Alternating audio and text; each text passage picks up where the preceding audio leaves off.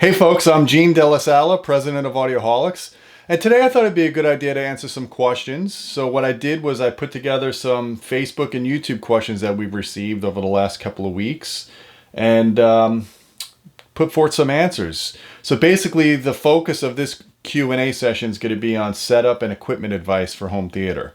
So we're going to kind of break it into categories so you could just kind of skip forward and backwards based on what you're looking for.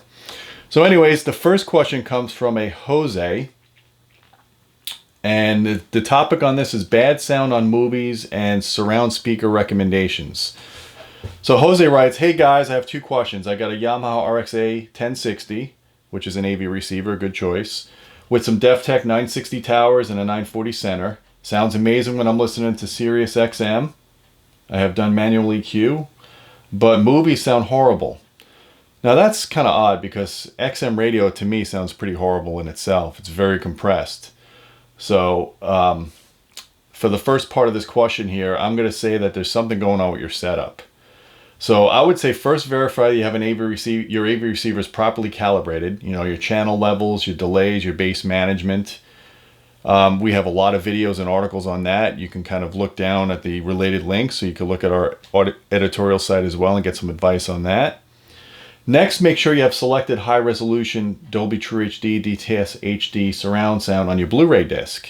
You know, when you go into the setup menu on your Blu-ray, make sure you're setting the high res track. Usually it defaults to that, but you know, you never know. It could be a 2-channel track you're listening to.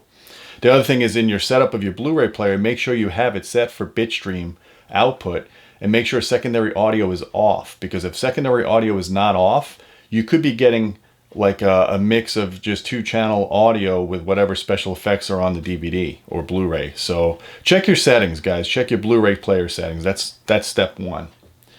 Then, you know, you got to make sure that your AV receiver is playback except for discrete surround. Now, the problem with a lot of these receivers, like the Yamaha, for example, is they have like 30 DSP modes. So if you want your room to sound like a bathroom, a German bathtub in a cathedral or a church or whatever, they've got those surround modes. Turn all that crap off. That's all gimmick. Okay, if you want to play around with that stuff, that's fine. But if you're serious about home theater and you want to hear clarity in your vocals and dialogue and everything, just use the straight up decoding. Don't get fancy with that. Okay, and now the next part of the question was he's asking about what surrounds do I need to make. He needs to make a call between getting a pair of SR 940s or SVS elevation speakers. What do I recommend?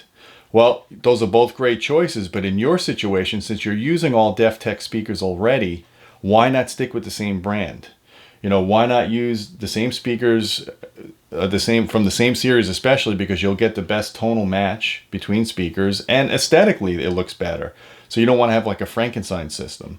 So yeah, I would recommend in that case, go with the DefTech. All right, so for the next question, comes from Joe.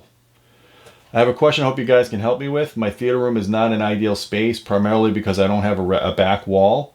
It's my basement and the space is open 1/3 of the room in my theater space. I have a question regarding surround speakers, currently using in-ceiling BIC Acoustech, which are meh quality.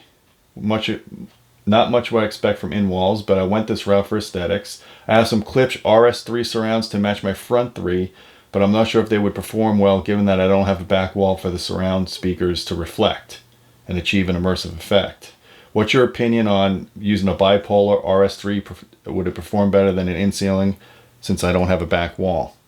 Well, you know, it's funny that you asked that because one of my systems, our family room system, we don't have a back wall. We have the wall kind of opens to the kitchen, and I'm using a bipolar speaker for the side channels.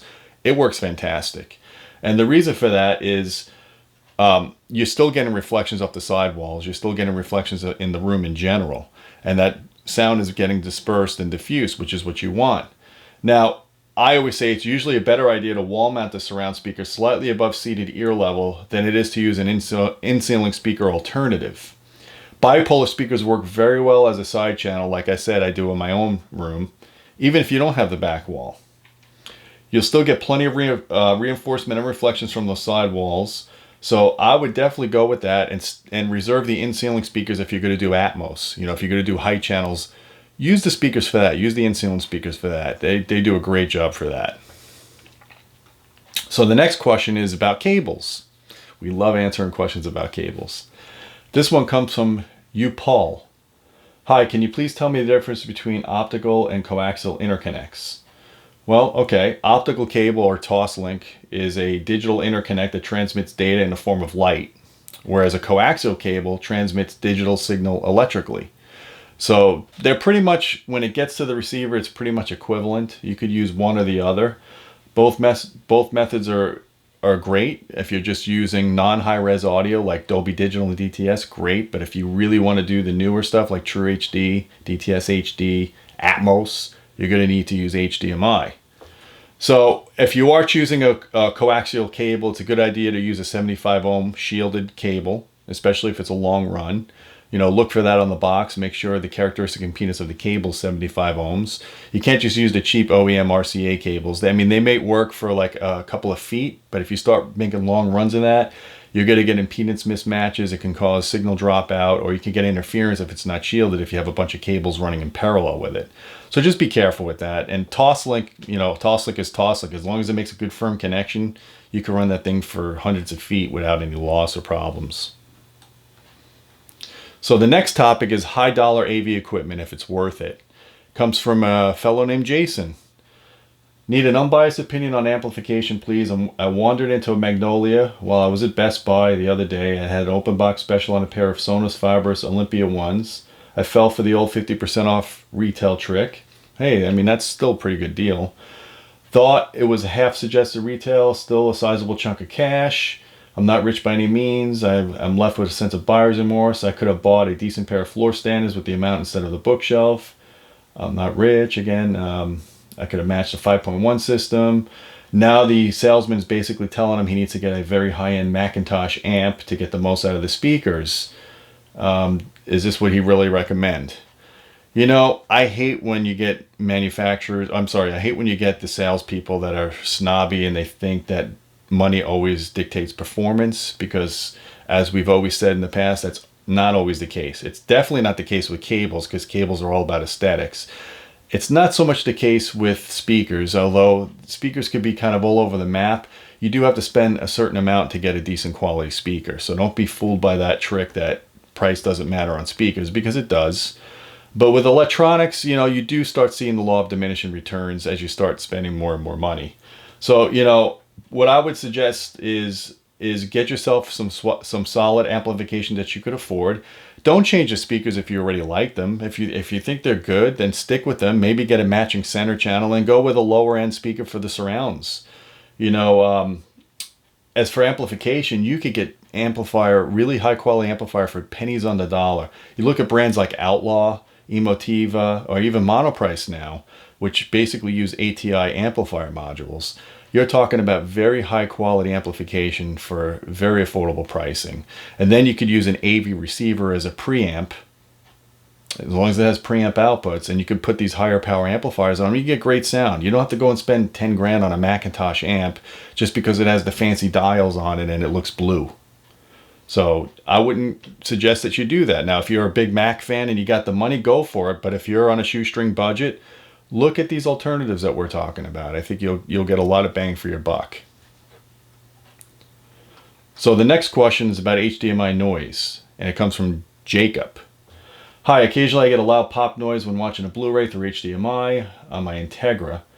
I have this problem in the day when I was using coax on my Sony DVD player, on my old Pioneer receiver, but these type of cables are susceptible to EMF. They both transmit the audio signal electrically. I've tried to hook up and cause a problem over the net, which to no luck solved. Okay, so he's basically saying that when he went to Toslink, he didn't have that problem, so he's downgraded his audio to Toslink, switched to LPCM. You know, I don't think it's an EMF issue, because, and he's saying basically it happens at the same spot at the disc every time. That to me says it's not an EMF issue related to the cable. It sounds like you might be having an HDMI board issue with your Integra. Now, the older Onkyo and Integra receivers have had plagued with numerous HDMI problems. So I would contact your dealer or the manufacturer and see if they have a hardware or a firmware update for your receiver, because it sounds like something's going on there. You might want to also check your discs. Sometimes if your discs are smudged or dirty, You know, it could cause them to skip, and it could cause problems. It could cause audio dropouts, not so much pops. It sounds like there's a problem with the muting transistors in that receiver that would cause the pops. So I'm leaning more towards a hardware problem on the receiver end than anything else. So again, contact your dealer. That's what we recommend in this situation. Okay, we got a couple of questions now on bass management. That stuff always comes up, no matter how many videos we do. People love to ask questions about bass management. So this one comes from Derek. Hello guys, looking for advice on running an Onkyo receiver with some Tannoy subs. With an Onkyo equalizer setting, there is 25 to 160 Hz levels to change if desired. I've never used manual EQ on a sub before. Can you advise what settings I should have or not? My low pass filter on my Onkyo is set to 120 Hz roll off for the LFE. I have the crossover max and gain at 11 o'clock. My treble and bass control, blah, blah, blah. You can read the question. So I basically tell you, you know, it sounds like you have things set up pretty well so far there, Derek.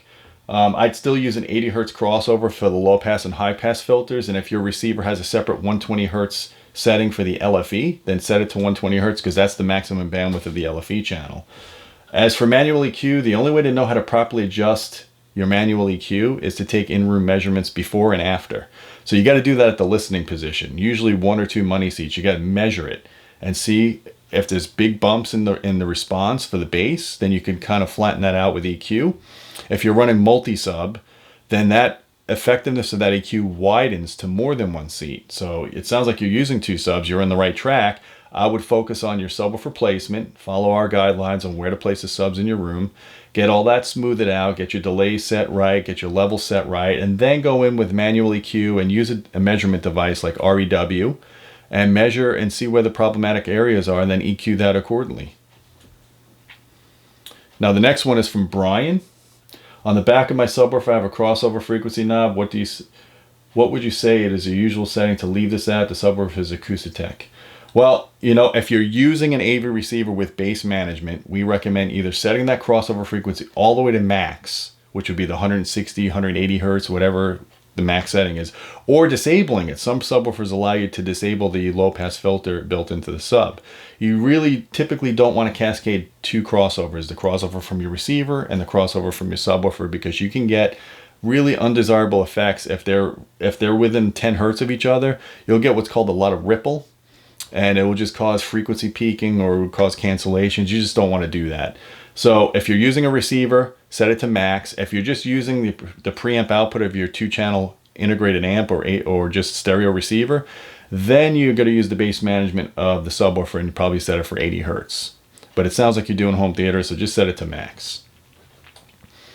Okay, so now we've got an Atmos question. Should I upgrade to Atmos? It comes from Kevin. Gene and Hugo just watched your excellent video explaining different audio formats. I have one question. I have a Denon 4520 CI receiver and Emotiva XPA3. Good products there to take full advantage of 11.2. My question is, do you recommend buying a new receiver that supports new codecs such as DTS:X and Atmos? I'm running front height and width channels with my current setup. It sounds excellent. That said, I don't want to lose out on any of the new codecs. I don't have in-ceiling speakers, so is it necessary to have in-ceiling speakers for these new codecs? Well, you know, 2 things that pop out to me in this question. Number one, you've got great equipment already. The Denon 4520 was a great receiver of its day. And number 2, it sounds like you already like what you got. So, you know, why break something that isn't, you know, why fix something that isn't broken is what I always say. Now that said, if you really are serious about upgrading and you really want to get into the Atmos and DTS:X, well, you have to realize a couple of things. Number one, you're not going to be able to use the width channels anymore because Atmos doesn't allow you to use the width channels. So you got to repurpose those speakers. If you could repurpose those width channels and use those as back height, you could still use the front height channels as heights for the front. Then you could still have a discrete, forced discrete speakers for your height channels without having to rely on those dreaded Atmos upfiring speakers. We never recommend going that route. I mean, that's a last resort. That's an act of desperation in our opinion. So if you really want to upgrade, you know, there are some newer products out now. You may want to actually go with a preamp this time. Since you already have an XPA3, a 3-channel amp, you might want to go with a 5-channel amp like the Outlaw Model 5000. or, you know, a 7-channel amp, whatever your combination you want to do, and get a pre-pro. That way you're not just throwing away a whole receiver in a couple of years when the technology changes and you want to upgrade again. So I would really kind of consider that, because pre-pros have come down in price, and they're basically, you know, within hundreds of dollars sometimes of an AV receiver. And if you are going to use an AV receiver, then, you know, try to pick a model that has preamp outputs on all the channels so you can go and upgrade amplification if you need to in the future. So you should be all set there.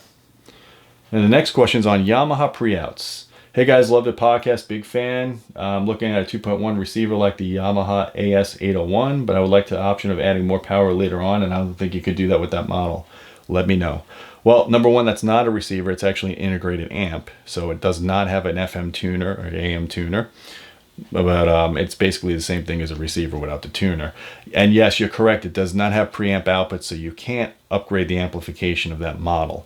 Now, you might want to check out our test report, because that's a pretty beefy amp. I wouldn't imagine you would need to add more power in the future. I just found it to be a great little amp, and if you do need more power in the future, then you should be looking at something else. Maybe even look at a preamp and add a separate amp now, rather than go and have an upgrade again. So we have another question on Atmos. It's called Atmos Preamp Recommendations from Brandon. Hey guys, I was wondering if you could give me your opinion on Atmos 7.1.4 pre-pros. I'm trying to figure out which is best for under $5,000. I'm torn between the Anthem AVM60 and the Marantz AV8802A, but I'm very open to suggestions. What's the best possible processor? Thanks in advance for your time. Well, that's a hefty price to have. To have a budget of $5,000, you could get some great pre-pros in that price class. Like you mentioned, the Anthem AVM60, the Marantz AV8802, and even the Yamaha CX5100. These are all great products, guys. And I can't tell you one is superior to the other, because at that level, they all do things extremely well. What you're going to have to figure out when you're deciding on which pre-pro you want to go with is, what features do you want? You know, what room correction system do you prefer? Now, in my opinion, if I was looking solely for room correction, I'd probably lean towards the Anthem, because Anthem Arc allows you to bandwidth limit your room correction, so you don't EQ the whole frequency range. We're big proponents of only EQing for bass. Okay, and the Anthem is the most flexible in that. Actually, now that they have a mobile app, it makes it really easy to set that up. Yamaha's got their YPOW, which does full frequency correction, but you could shut off the channels and just do your bass. But problem with YPOW is it's not very effective at bass frequencies. It doesn't do much. But they do give you manual EQ adjustments down to like 16 hertz. So if you've got the ability to do measurements, then you've got some tools there, because you can manually tweak your bass performance to what you want. So that's a good option there. Now Marantz basically has Odyssey, which has been, you know, a lot of people like Odyssey. My problem with Odyssey is you can't bandwidth limit correction. You got to correct the entire spectrum.